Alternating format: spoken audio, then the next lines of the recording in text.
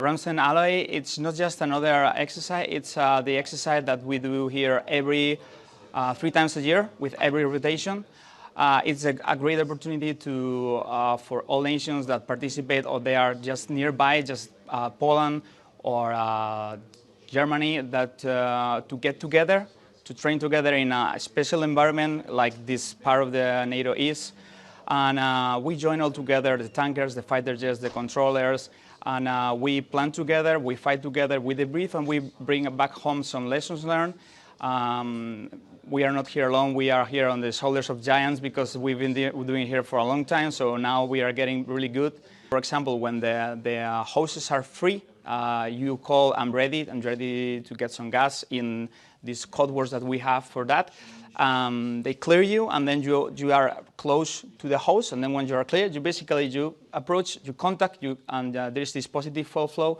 It depends on how much fuel do you need, but normally a minute per 2,000 per 3,000 pounds, so it goes pretty fast to get the gas.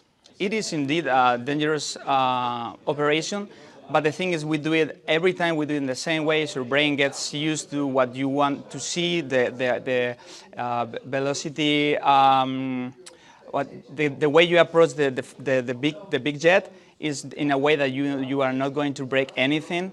But it's just a usual operation, we do it every other week, so we are used to do that in a safe manner.